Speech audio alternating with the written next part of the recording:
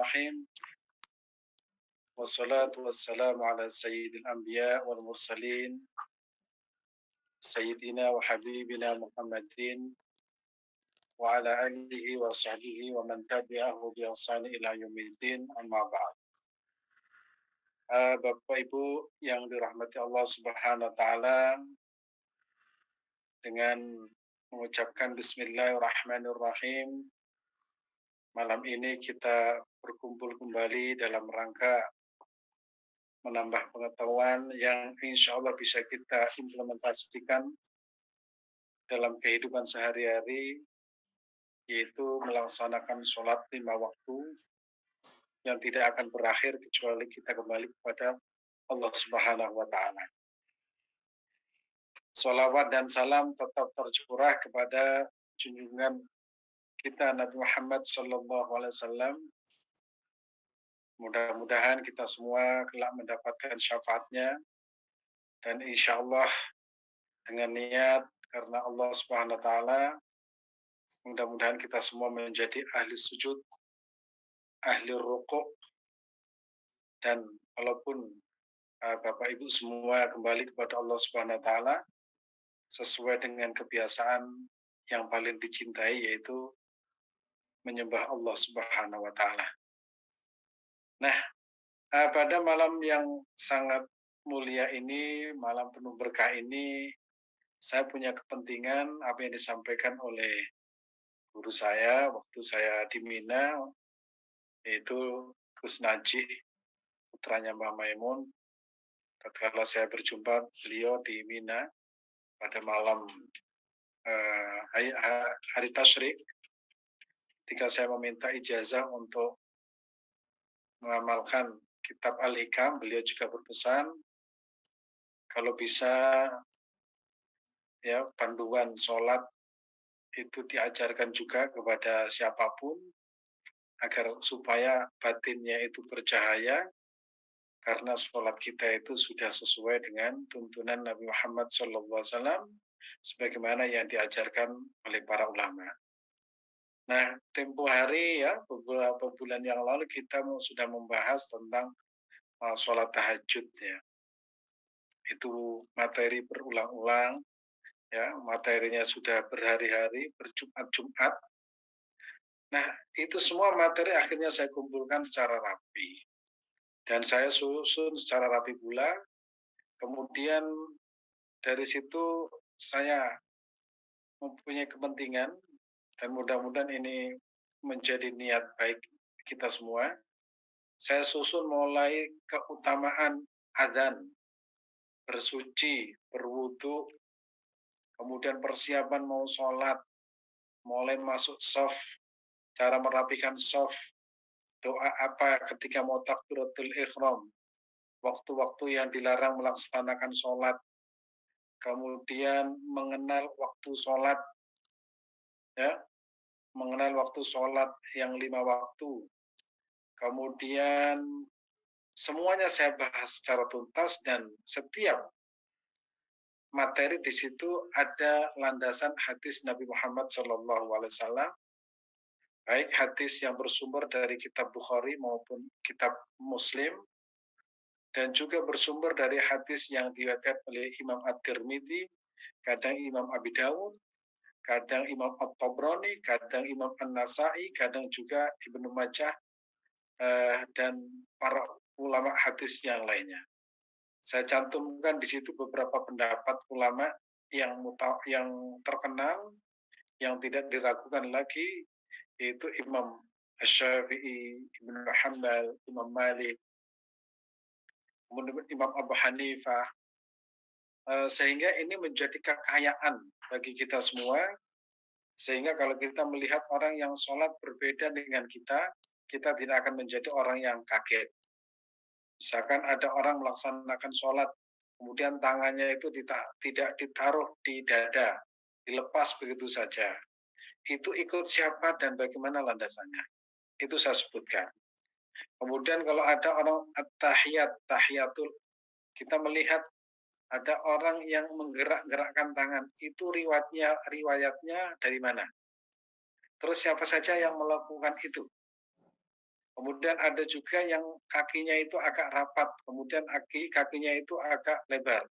Kemudian ada tangan itu ada di atas pusar, ada yang miring. Itu siapa yang berpendapat dan landasannya itu dari mana? Itu semua sebutkan semua. Ya, saya sebutkan semua. Kemudian ada orang yang sholat memejamkan mata, Kesana ya entah aja Pak. ngantuk atau apa, pokoknya menjamkan mata. Itu Mbak Itu Mama juga landasannya gitu, siapa dan yang bagaimana tawaf hukumnya? itu. Nah, kemudian ada yang sholat, kemudian ada yang toleh ke kanan dan kiri, tapi dadanya tetap lurus. Bagaimana hukumnya? Kemudian ada yang sholat, ya dadanya bergerak, tapi wajahnya tetap lurus. Itu bagaimana hukumnya? Itu semua berlandasan pada kitab hadis. Ya, ada landasan hadis Nabi Muhammad SAW dan itu saya bahas secara tuntas. Kemudian setelah selesai ya, sholat kemudian misalkan ya berdirinya itu bagaimana, kemudian tangannya itu bagaimana, kemudian sujudnya itu seperti apa, rukuknya itu seperti apa. Nah, itu semuanya saya bahas dan semuanya itu bersumber pada hadis Nabi Muhammad SAW, baik hadis yang sifatnya mutawatir ya. Mutawatir itu diriwayatkan oleh orang banyak atau hadis itu yang sifatnya ahad. Itu semuanya saya sebutkan sehingga nanti itu kita betul-betul kaya dengan ilmu tersebut dan insya Allah kita itu akan menjadi orang yang bijaksana tatkala melihat orang yang sholatnya itu berbeda dengan kita. Nah, itu yang akan saya ulas sehingga malam ini saya mengenalkan kalau ibarat kuliah itu apa namanya RPS ya, RPS atau apa namanya? Kalau bahasa Arabnya khottah dirasiyah ya. RPS yang akan kita pelajari selama nggak tahu 1 semester apa setahun semester ini kita nggak tahu ya. Mudah-mudahan kita diberikan sehat, panjang umur, dan bisa tuntas melaksanakan ini, dan mudah-mudahan mendapat ridho Allah Subhanahu Wa Taala. Dan saya berusaha, insya Allah tidak sampai 2 bulan atau mungkin 3 bulan, buku ini selesai tuntas beserta gambarnya, sehingga itu nanti setelah pelajaran kita berjalan, ibu bisa membaca dan bisa menerapkan, sehingga nanti bisa bermanfaat bukan hanya untuk diri kita, tapi juga untuk anak cucunya dan mungkin untuk orang lain. Dan saya sudah izin kepada guru saya, namanya Kiai Haji Muhammad Ya Ulumuddin, saya secara langsung datang kepada beliau untuk meminta izin, dan itu bersumber dari kitab beliau, dari kitab banyak kitab ya yang saya ambil. Namun kepentingan saya itu untuk mengenalkan cara sholat sesuai dengan tuntunan Nabi Muhammad Sallallahu Alaihi Wasallam. Kalau insya Allah sesuai, insya Allah sholat kita itu yang disebut Ibn Atta'illah, as-sholatu tuhratun lil qulubi min adnasi ad-dunubi. Untuk itu mungkin Kang Hasan bisa menyebutkan sekilas apa saja yang akan kita pelajari, ya, apa saja yang akan kita pelajari, dan itu masih bersifat sementara, nanti masih banyak lagi. Mungkin bisa ditampilkan di Zoom. Nah, ini tuntunan salat praktis menurut sunnah. Nah, ini materinya. Ini materi utama, judulnya ya, tuntunan sholat praktis. Jadi kita belajar, kalau kita dari kitab-kitab klasik itu kan bacanya juga sulit. Berbahasa Arab, kemudian belum lagi cara penyusunannya itu cara yang kadang bahasa itu susah difahami, tapi saya berusaha untuk memudahkan dengan berbahasa Indonesia, dan itu insya Allah tidak keluar dari pakem yang ada. Ini judulnya. Terus kita lanjutkan. Ini susunannya ya, susunan atau RPS ya, RPS. Satu, kita akan bahas tentang bab bersuci atau at-thaharah. Ya, pengertian bersuci, kemudian bersuci itu menurut Al-Qur'an seperti apa, menurut hadis itu bagaimana, kemudian penjelasan ulama itu seperti apa, pertama. Kemudian keutamaan wudhu. Nah, keutamaan wudhu seperti saya contohkan ya. saya contohkan saya sampaikan beberapa pertemuan, keutamaan wudhu itu apa? Wudhu itu pembeda antara orang Islam dan orang kafir. Wudhu itu melebur dosa. Wudhu itu menghapus kesalahan-kesalahan. Wudhu itu bisa menjadikan wajah itu ceria.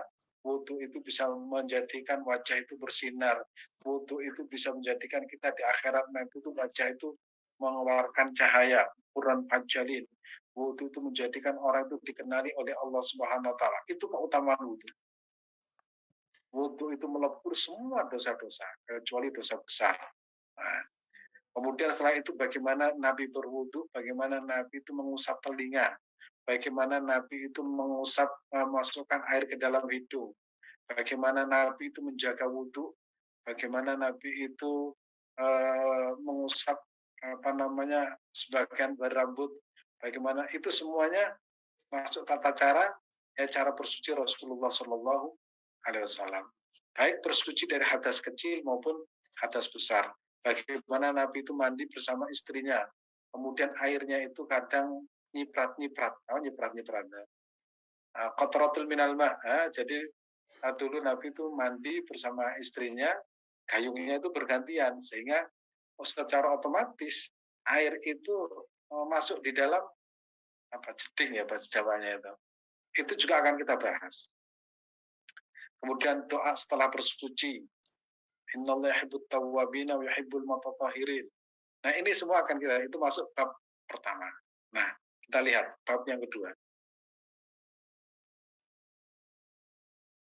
Bab yang kedua tentang adzan. Adzan itu sederhana tapi luar biasa. Bagaimana orang yang adzan itu kelak dijaga oleh Allah jasadnya dari ulat. Bahkan Nabi pernah menyampaikan man adzana sab'a sinin muhtasban kutiba lahu bara'atun minan nar.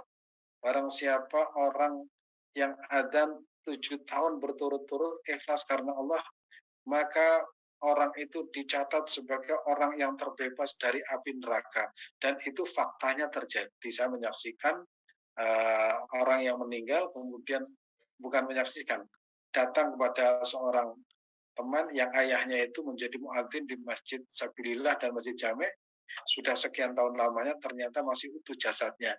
Antara hadis dan fakta itu nyata. Antara fakta. Kemudian kalau misalkan adzan sampai 12 tahun, itu wajabat lahul jannah, itu kata Rasulullah. Itu adzan. Hanya adzan. Jadi jalan menuju ridho Allah itu banyak. Kadang hanya muadzin. Nanti ada rasa kenapa Nabi tidak pernah adzan. Kenapa Nabi Muhammad tidak pernah adzan? Karena kalau sampai Nabi adzan, itu sholat itu menjadi wajib untuk datang ke masjid. Karena yang mengundang Rasulullah SAW. Sehingga rahasianya kenapa Nabi tidak pernah adzan. Adzan itu cukup dengan Bilal. Itu nanti akan kita bahas. Kemudian pahala mendengarkan adzan. Mendengarkan. Itu sama persis dengan orang yang muadzin. Orang yang adzan itu diibaratkan oleh Rasulullah SAW penjaga matahari dan bulan. Karena mereka masyarakat itu tergantung sah dan enggaknya sholat tergantung adzan atau tergantung muadzin. Kalau muadzinnya itu sebelum maghrib adzan itu buka puasa semua, maka itu disebut dengan ru'a'us syams, penjaga matahari, perawat matahari dan bulan. Sampai seperti itu ya Rasulullah itu memuji dan memuliakan seorang muadzin. Doa setelah adzan. Kalau kita baca doa adzan itu pintu surga yang 8 itu dibuka oleh Allah Subhanahu wa taala. Kemudian balasan muadzin karena Allah Subhanahu wa taala. Ini disebut dengan alladzina yura'una syamsa wal qamar. Kemudian mereka itu dilebur dosa-dosanya sejauh suara adzan terdengar. Ini hanya adzan ya. Nanti akan kita jelaskan pula bagaimana kalau seorang wanita adzan, hukumnya seperti apa, sah apa tidak, dan gimana menurut pandangan para ulama. Ini bab 2, terus bab 3. 30 rahasia keutamaan ibadah sholat. Ini saya nggak bisa baca ini. 30 rahasia. Menjadi pelebur dosa, bisa membuka mata batin, melancarkan rezeki. Ini rahasia. Ya, ini rahasianya begitu banyak. Ya, sehat jasmani dan rohani. Ya, kemudian sholat itu menghadap Allah, sholat itu interaksi dengan Allah Subhanahu Wa Taala. Kalau sujud itu tempat sujud itu kelak menjadi saksi. Ya, kalau sujud itu nanti dikenali Tuhan. Nah, kalau kita ahli sujud nanti itu di akhirat itu kita disuruh bersujud gampang. Ini ada ya 30 rahasia. Nah, ini rahasia sholat aja 30. Nanti memerlukan 30 minggu. Ya, 30 minggu ini. Karena masing-masing itu landasan hadisnya banyak.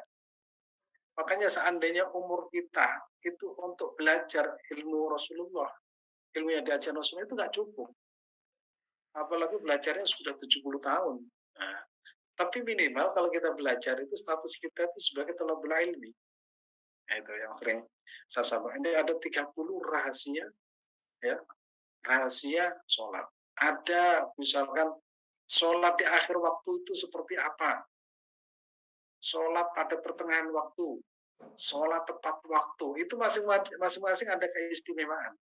Sampai para ulama itu selalu berbeda pendapat. Misalnya Imam Abu Hanifah itu kalau sholat subuh memilih waktu yang akhir.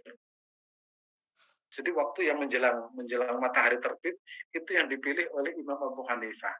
Kalau tidak percaya coba kita ke Turki karena sebagian besar orang Turki itu mengikuti mazhab Ibnu Abu Hanifah. Saya pernah di sana seminggu itu kalau adzan mesti menjelang kalau sholat subuh itu menjelang matahari mau terbit. Oh ternyata mereka itu mengamalkan hadis Nabi Muhammad SAW. Jadi ternyata ada hadisnya. Sampai seperti itu ya para ulama itu ya. Makanya nanti kalau ini sudah selesai, kalau baca itu akan semakin luas ya, wawasan kita sehingga tidak menjadi orang Islam yang kagetan. Ya, kalau kagetan itu apa? Lu ini sholatnya kok begini? Ini sholatnya kok tangannya begini? Ya, ini sholatnya itu kalau ada gerak-gerakannya kepalanya. Nah, itu akan terjawab semua dalam buku ini ya. Ini 30 rahasia keutamaan ibadah sholat. Nah, kita lanjutkan. Ini bab berikutnya, sholat tidak wajib mengerti makna bacaan. Sholat diam mulai awal sampai akhir. Karena apa? Mengikuti imam. Keutamaan mengerti bacaan. Terus kalau mengerti bacaan bagaimana? Menambah kekhusyuan atau gimana? Khusyuk yang diam atau khusyuk yang tidak membaca, yang membaca. Kemudian bagaimana keutamaan baca, bagaimana keutamaan tidak membaca. Kalau jadi imam seperti apa, membacanya itu yang panjang atau yang pendek, nanti ada di sini. Pernah saya sampaikan ada orang jadi imam terlalu lama, justru diprotes. Dan ternyata Nabi tidak pernah memprotes seorang imam yang membaca pendek, justru yang diprotes itu panjang karena mengganggu ya mengganggu pekerjaan makmumnya. Nah ini nanti kita akan bahas di sini. Coba kita lanjutkan lagi. Macam-macam sholat ini pernah kita bahas. Ya, ini macam-macam sholat sunnah. Ada rawatib. Nah itu kita melaksanakan rawatib saja sudah berapa itu? Ada sholat tarawih, ada sholat hajat, ada sholat witir, ada sholat tahajud, ada sholat tasbih, ada sholat awabin, ada sholat duha, ada sholat apa namanya sholat tarawih, sholat istisqa, sholat mutlak. Itu kalau kita turuti semua nggak ada waktu untuk bekerja itu. Nanti sholat witirnya milih yang 11, sholat tahajudnya milih yang 12, kemudian sholat fajar, kemudian sholat isyraq, sholat duhanya itu milih yang 12, sholat rawatibnya sempurna. Jadi waktunya itu hanya untuk sholat. Nah, makanya nanti kita harus belajar sehingga Nabi itu yang paling sering yang mana. Sehingga nanti kalau sudah kita tahu nggak nggak kaget. Oh ternyata ada orang yang jarang sholat rawatib, tapi rajin sholat tahajud. Ada yang rajin sholat rawatib tapi jarang sholat tahajud. Akhirnya mereka itu punya keistiqomahan sendiri-sendiri. Dan itu semua dibolehkan oleh Nabi Muhammad Shallallahu Alaihi Wasallam. Ini macam-macam sholat dan fadilahnya serta landasan hadisnya serta rahasianya. Nah, ini kalau ini ada berapa itu perlu waktu berapa minggu? Pendeknya 2 tahun 3 tahun itu nggak selesai ini kalau membahas ini saja. Tapi insya Allah nanti setelah saya susun rapi, ya kita bahas-bahas yang penting nanti bukunya nanti silakan nih Bapak yang akan membaca lebih lengkap. Ya insya Allah 2 bulan 3 bulan Pak, lagi. puntenlah Bu, Karena ini Mama kayak sudah reject jadinya sampai apa pada mau baca halaman lagi nggak 150 ya. bisa-bisa. Aku 150. eta sarungan. Jadi mencari Apa waktu ada di untuk situ menulis kenapa? sambil ngajar terus menulis gitu ya. Kadang ya gitulah namanya belajar ya, mendengarkan dari guru. Terus kita lanjutkan. Hmm? Kunci naon? Bab 5, mengenal waktu sholat. Kita harus Ada di tahu mana waktu ganti? sholat yang paling bagus. Inna sholata kanat 'alal mu'minina kitaban mawquta. Bagaimana waktu sholat yang tepat untuk kita. Nah, untuk di Indonesia, sholat duhur waktu yang utama itu kapan, kemudian sholat yang mubah itu kapan, yang makruh itu kapan. Wah, ada waktu makruh misalkan, saya contohkan, ini mengenal waktu. Kita mau melakukan sebuah perjalanan jauh. Saya memilih waktu untuk melaksanakan sholat untuk jamak takhir qashar. Maka sholat duhur sama sholat asar saya jadikan satu pada waktu asar dan itu menjelang maghrib. Menjelang maghrib sehingga waktu itu begitu saya beristirahat menjelang maghrib dapat setengah jam itu maghrib. Kemudian waktu maghrib saya melaksanakan sholat isya dan sholat maghrib bersama-sama. Untuk apa? Untuk memudahkan. Ini contoh ya. Ternyata selama waktu itu dibolehkan kita bisa melaksanakan sholat. Dan itu juga dibenarkan oleh para ulama yang bersumber pada hadis Nabi Muhammad Shallallahu Alaihi Wasallam. Nah ini waktu sholat maghrib mulai kapan sampai kapan, waktu sholat isya dan pernah saya sampaikan ya saya singgung orang melaksanakan sholat isya dan sholat subuh, sholat tahajud, sholat fajar jadi satu untuk meminimalisir waktu dan itu boleh. Nabi pernah melaksanakan sholat isya itu sampai akhir waktu sehingga Umar bin Khattab itu keluar masuk itu kayak bau kentongan sholat dikira Nabi itu terlambat sholat isya. Nabi itu memberikan contoh bahwa waktu itu juga dibolehkan. Itu rahasianya para ulama itu ternyata luar biasa. Mereka itu bisa memahami apa yang disampaikan oleh baginda Rasulullah Shallallahu Alaihi Wasallam. Waktu subuh, waktu sholat zuhur, waktu sholat asar, insya Allah kita bahas. Nah, belum lagi nanti kita akan bahas. Duh, bagaimana teman-teman kita yang berada di mana Georgia, di Polandia, yang waktu zuhurnya itu waktu siang itu jauh lebih panjang. Siangnya itu kira-kira 18 jam sampai 19 jam, kadang 20 jam. Ada lagi daerah yang tidak mendapatkan malam, siang terus tahajudnya seperti apa. Nah, itu kan kajian tersendiri bagi kita. Makanya kita beruntung berada di Indonesia. Begitu malam ada tahajud. Kalau mereka, saudara kita yang muslim, ada di daerah yang tidak pernah mendapatkan matahari, bagaimana mereka melaksanakan sholat tahajud? Terus waktunya bagaimana? Memilih waktu. Itu juga kajian. Makanya kalau tinggal di Indonesia masih berkeluh kesah itu katanya kebangetan. Waktunya sudah cukup untuk istirahat, untuk bekerja. Sementara muslim yang ada di daerah Rusia, di pinggiran mereka tidak pernah mendapatkan malam. Kalau puasa itu 20 jam, toh mereka juga nggak berkeluh kesah. Nah, yang seperti akan mungkin kita suatu saat ya mengenal daerah-daerah yang ekstrim lagi yang ada di kutub selatan yang tidak pernah mendapatkan matahari. Nah, sementara Indonesia matahari kita dapatkan. Bahkan di mana-mana itu ada matahari, bisa belanja. Terus kita lanjutkan. Nah, bab sunnah sebelum sholat. Nah, sebelum sholat apa sih yang harus kerjakan? Makanya kalau kita di Mekah dimanapun berada, itu biasanya seorang imam itu mengatakan nih, meluruskan dan merapatkan barisan sholat.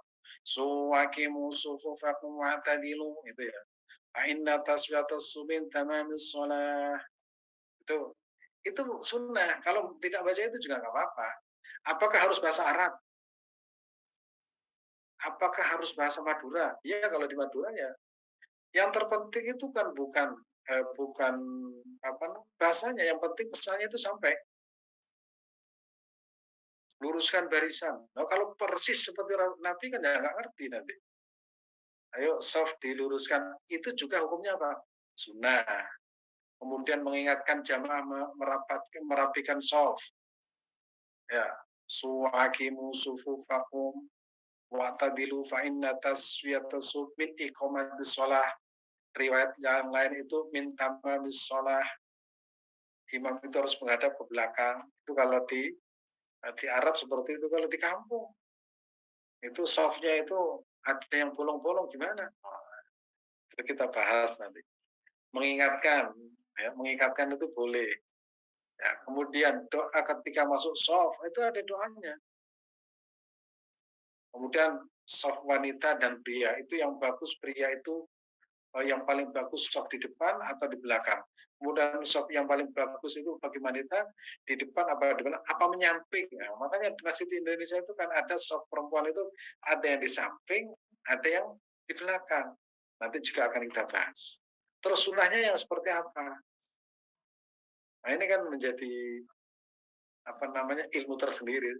Sehingga kalau belajar itu insya Allah menjadi muslim yang bijaksana, tidak gampang kaget, apalagi terpengaruh, ya, terpengaruh dengan informasi yang deras dan masif, sehingga kadang kita itu bertengkar karena sesama kita itu tidak mengerti, sesama kita saling menyalahkan, ya karena ketidakmengertiannya itu. Ini ya sunnah sebelum sholat. Terus kita lanjut. Berikutnya yaitu niat di dalam sholat, pengertian niat, sah dan sempurna sholat tergantung niat. Niat sholat ketika takbiratul ihram, hukum melafadzkan niat dengan lisan, ya, letak niat, kemudian tingkatan niat itu seperti apa, ini semuanya ada. Mungkin Bapak Ibu tidak terbayang, ternyata sholat itu ada sekian ratus yang harus kita kerjakan. Padahal kita tidak pernah membayangkan ternyata begitu banyak yang harus kita pelajari. Nah, makanya kita niat, ya, niat ibadah, niat belajar, insya Allah walaupun belum bisa mengamalkan, minimal kita pernah membaca apa yang disampaikan oleh Nabi Muhammad SAW, dan kalau niatnya itu tulis, insya Allah itu mendapatkan pahala. Contoh ya, ketika takbiratul ihram itu niat dipasang ketika takbiratul ihram apa ketika tangan itu ada di atas pusar. Nah, itu juga ada perdebatan para ulama. Karena apa? Landasannya hadis Nabi Muhammad SAW. Sehingga para ulama itu pasti ada perbedaan. Ada perbedaan. Kemudian yang sering menjadi perdebatkan, hukum melafadzkan niat dengan lisan. Ada yang bilang nggak boleh, ada yang boleh. Orang terdahulu sudah berbeda. Tapi mereka itu bijaksana karena walaupun berbeda, tetap mereka saling menghormati. Boleh ada berbeda kemudian menyesatkan temannya, dan menyesatkan temannya itu adalah dosa besar. Karena apa? Wong sholat malah disesatkan, ya, orang sholat malah disesatkan. Nah, yang seperti itu perbedaan di kalangan ulama. Kemudian tingkatan niat, letak niat itu di mana? Nah, itu kita akan bahas. Terus kita lanjutkan.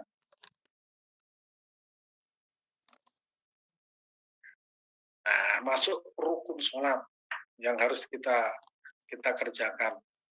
Berdiri bagi yang kuat. Nanti ukurannya kuat itu seperti apa?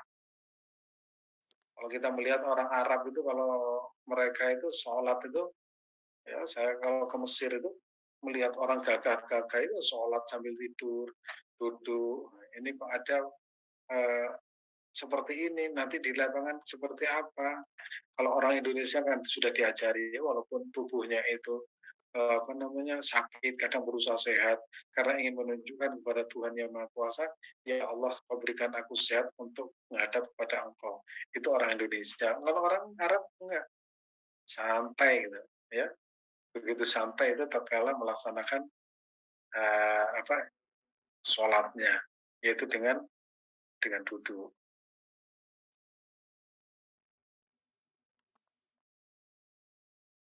Kemudian saya lanjutkan.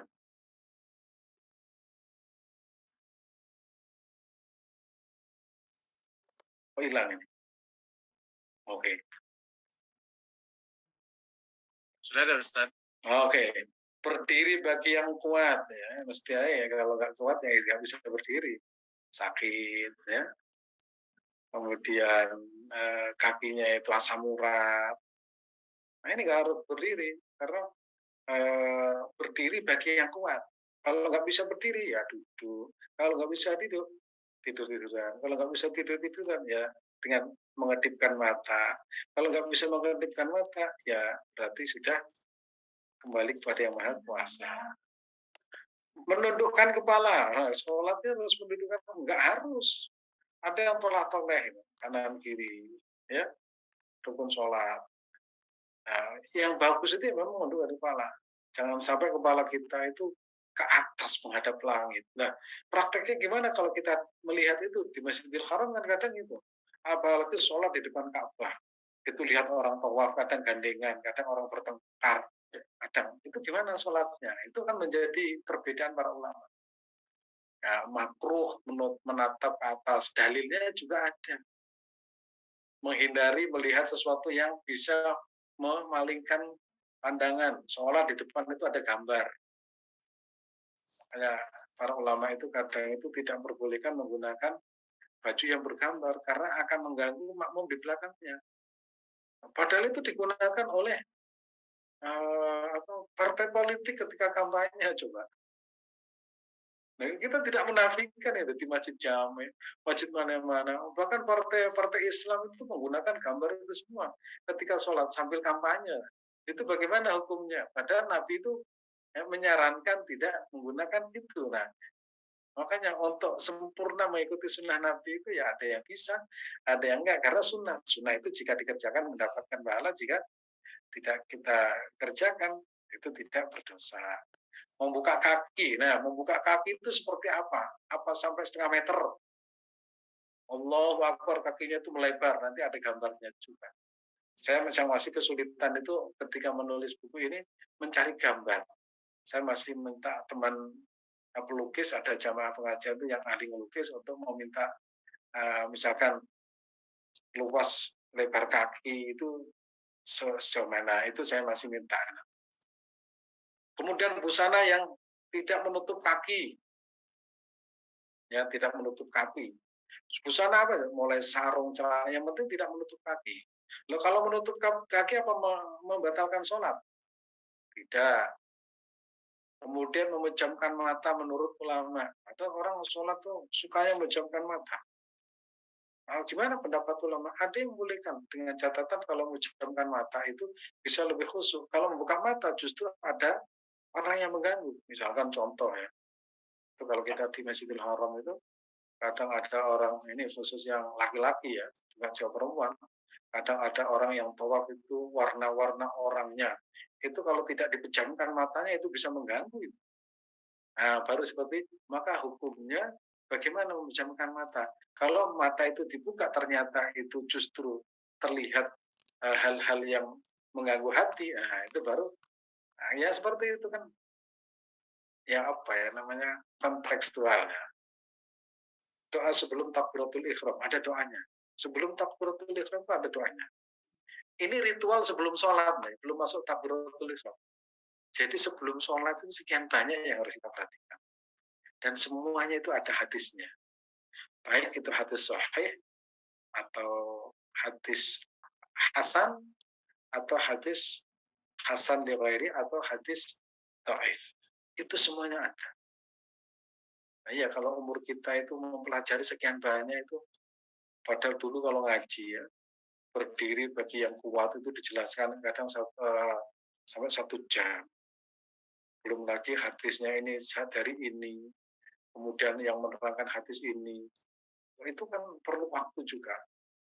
Belum lagi memahami teksnya. Wah, ini. Kita lanjutkan bab berikutnya.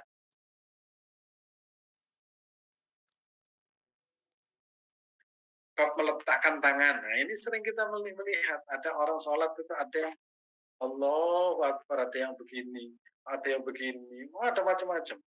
Itu kalau nggak tahu itu kan juga stres tambah sholat. Ini sholat kok tangannya begini. Ada yang dilepas. Ada kemudian yang agak miring. Ya, kemudian ada lagi yang pas di atas pusar. Ini gimana ini? Oh, itu perbedaan ulama dalam meletakkan tangan.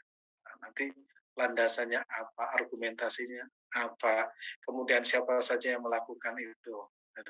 Ini kita belajar menjadi orang yang tidak kagetan ya di dalam urusan sholat saja. Nah, kalau urusan yang lain ada lagi. Ya. Nah, jadi buku yang sudah saya tulis itu tentang haji, panduan praktis haji dan umroh. Kemudian tentang zakat itu sudah. Ya, ini tentang sholat ini masih dalam proses. Ya, apa namanya? Puasa juga sedang saya tulis.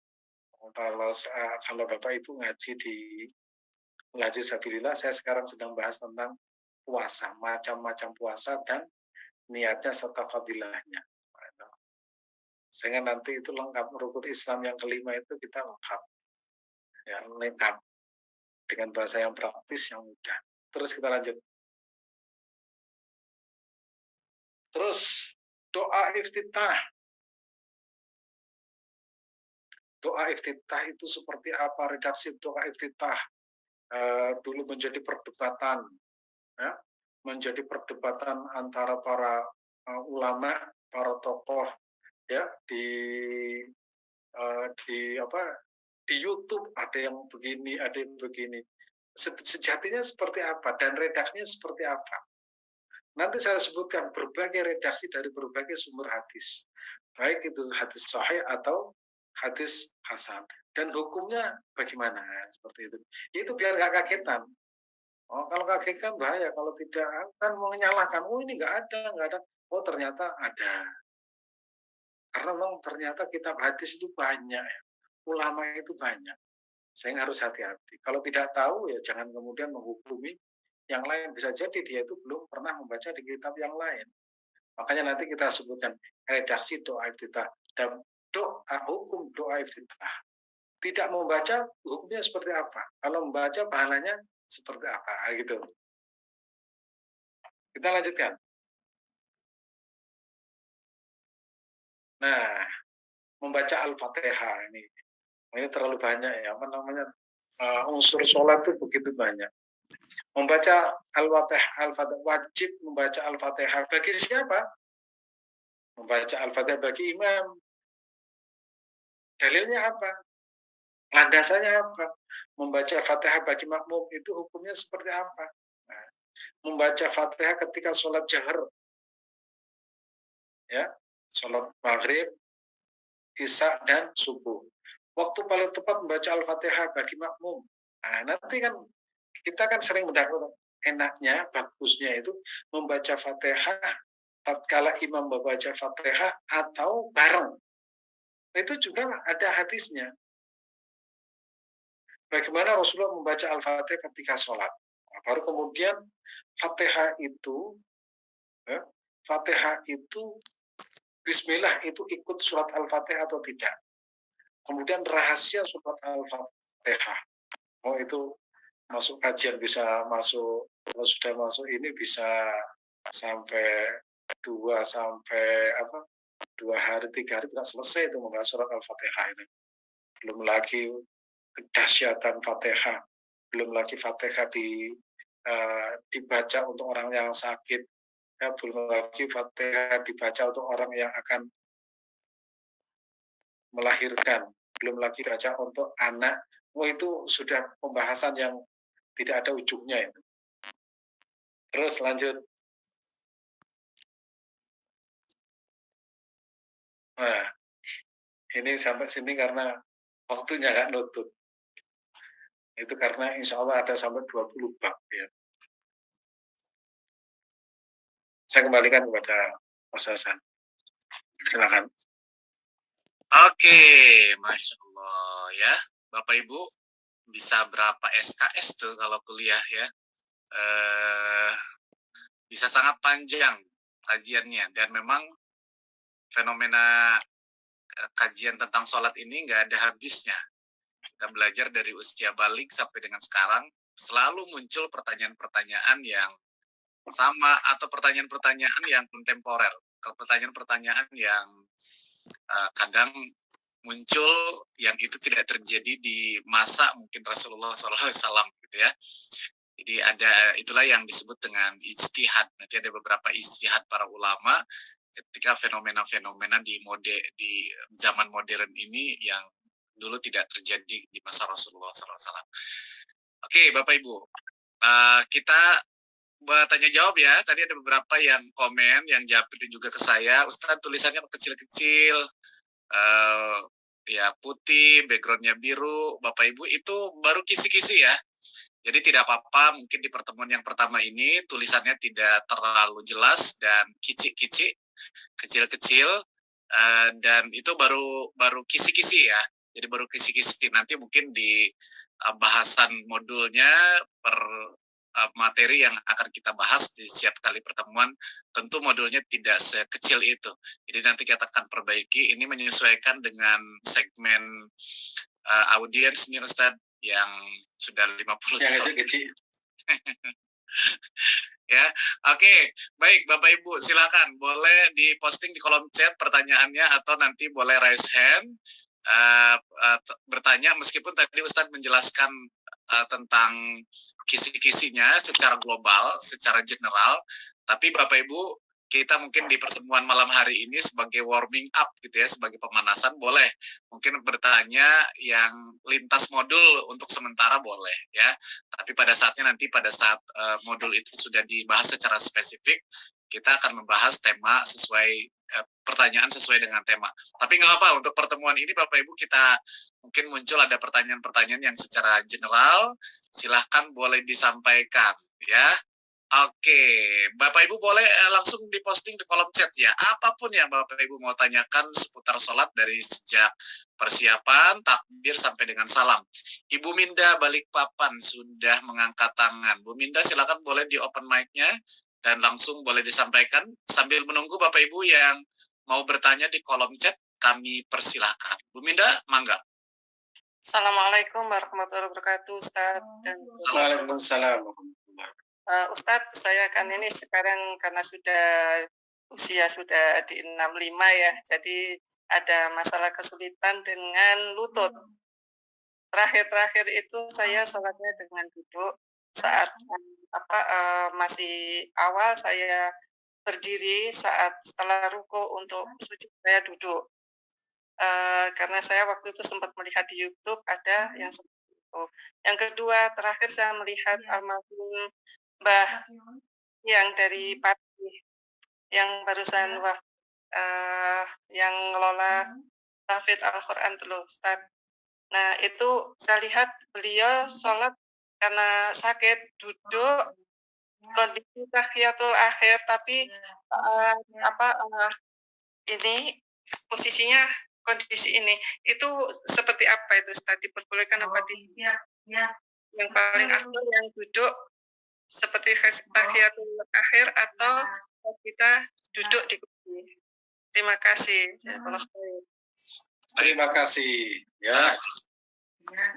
Intinya itu duduk, tidak harus seperti iftiras atau tawar. Dan duduk itu pilihan jika tidak mampu berdiri. Saya itu sebelum Mbah Maimun wafat 2 minggu atau 3 minggu, saya itu telepon ponakannya, saya mau sowan kepada beliau. Kemudian ponakannya menjawab, kayaknya tidak menerima tamu, beliau sedang sakit.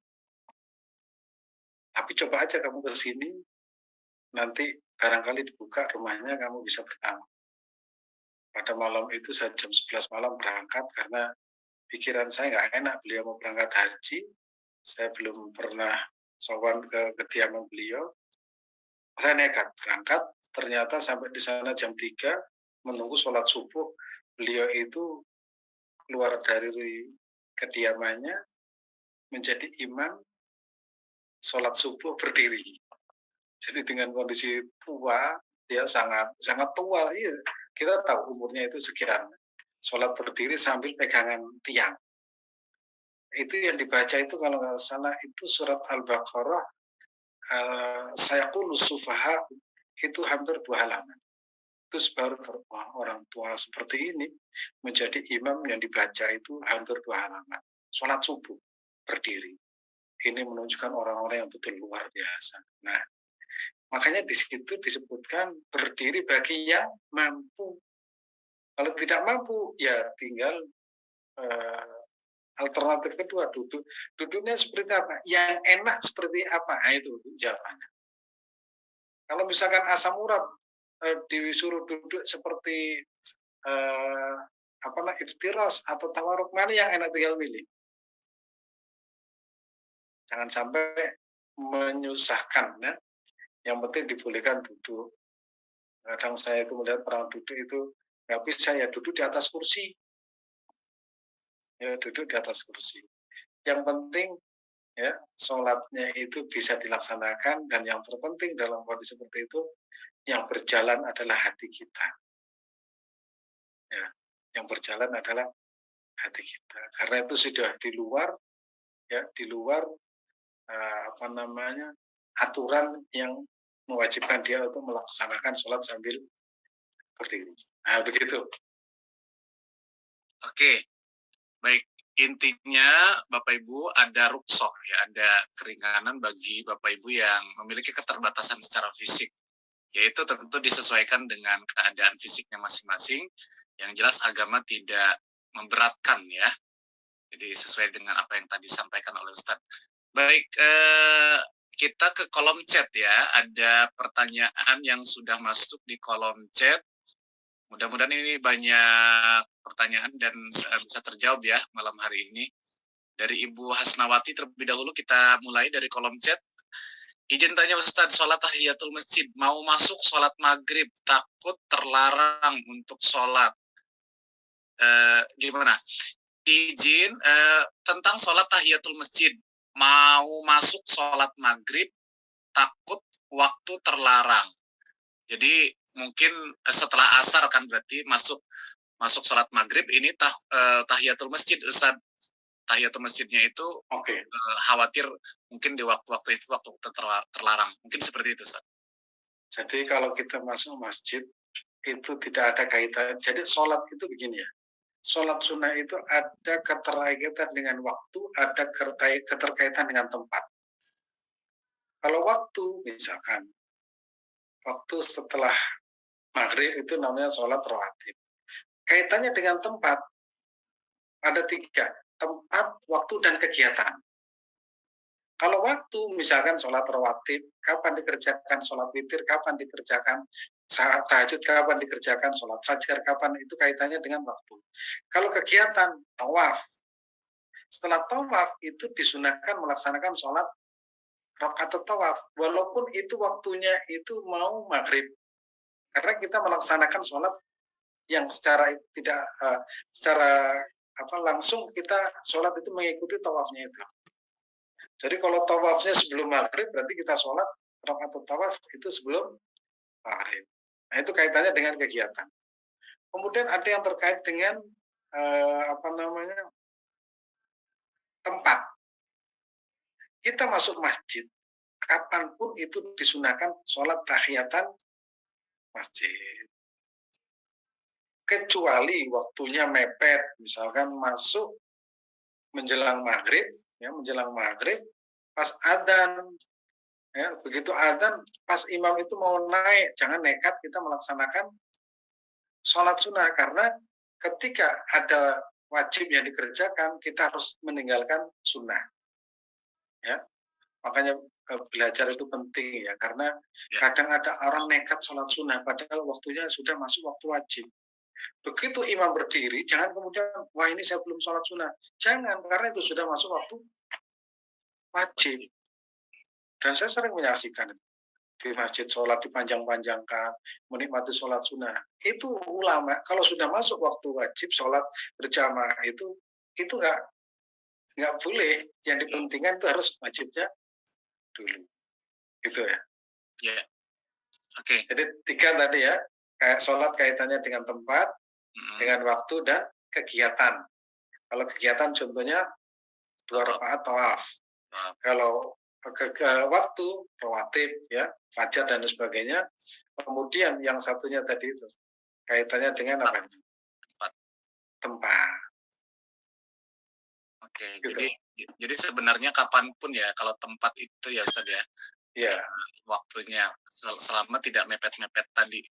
Ya betul Ustaz, di kajian salat khusyuk juga banyak pertanyaan, apakah kalau kita kesiangan sementara kita sudah rutin gitu melaksanakan sholat rawatib, tapi statusnya misalnya subuhnya 4:30 baru bangun jam 5, itu apakah diharuskan kita melaksanakan sholat rawatib qobliyah subuh atau langsung wajibnya itu Ustaz? Sering muncul tuh pertanyaan itu frekuensinya. Berarti langsung wajib ya Ustaz ya kalau statusnya tadi. Iya. Ya. Kita harus tahu kondisinya. Baik. Dan sholat ketinggalan itu bisa dilaksanakan setelah subuh kalau itu namanya sholat sunat fajar atau qobliyatus subahi ya, itu bisa itu namanya qadhaan. Itu kalau sekali itu mafhum lah bisa. Tapi masa tiap hari qadhaan terus? Ya. Qadhaan, kalau qadhaan itu tiap hari bukan qadhaan, itu namanya bangsawan, itu bangsa tangyawan. Ya. Baik Ustadz, lanjut. Sebelum lanjut ya Bapak Ibu, iklan sebentar. Ini bagi Bapak Ibu yang mau jumpa dengan Ustadz Abdul Azim ya di kajian Al-Hikam di Surabaya. Ini adalah forumnya silaturahim jamaah haji tunggu ISQ Tour Travel, tapi juga terbuka untuk umum seluruh jamaah kajian. Jadi bagi Bapak Ibu yang mau bertemu, mau silaturahim di Ahad tanggal 11 September 2022, berarti minggu besok ya, hari Ahad besok, pukul 8 sampai pukul 12 di Geraha Pena Surabaya. Bagi Bapak Ibu yang berdomisili di Surabaya dan sekitarnya, atau tidak menutup kemungkinan ada juga yang hari ini Ustaz sudah sampai Surabaya karena mau ikut kajian. Kebetulan beliau Bu Endang ya, Bu Endang ini sedang tugas dinas dan memang akan hadir juga, jadi sekaligus silakan Bapak Ibu mendaftar ke Bunda Narti ya, Bunda Narti dengan nomor telepon yang ada di layar atau melalui link pendaftaran. Link pendaftaran ini hanya untuk mendata sebenarnya berapa peks yang nanti akan hadir, karena kita akan untuk kepentingan persiapan panitia. Jadi capture gambar ini dan insya Allah kita akan berjumpa secara offline juga dengan Om Sol ya, dengan saya dan juga dari Kemenag. Itu infonya ya Bapak Ibu sebelum kita lanjutkan ke pertanyaan. Baik, pertanyaan berikutnya Ustadz tentang jamak dan qashar. Ini apa yang membedakan gitu Ustadz? Tadi ada yang bertanya di kolom chat. Silakan Ustadz. Kalau jamak itu berkumpul, kalau qashar itu meringkas. Nah, jadi dari segi makna itu sudah kita ketahui. Kalau jamak yang tadinya 2 dikumpulkan menjadi 1. Qashar itu yang tadinya itu panjang diperpendek, yang tadinya 4 rakaat menjadi 2 rakaat. Adapun prakteknya sholat yang boleh dijamak itu 1 maghrib dengan isya, kemudian zuhur dengan asar. Yang boleh diqashar isya, zuhur, dan asar.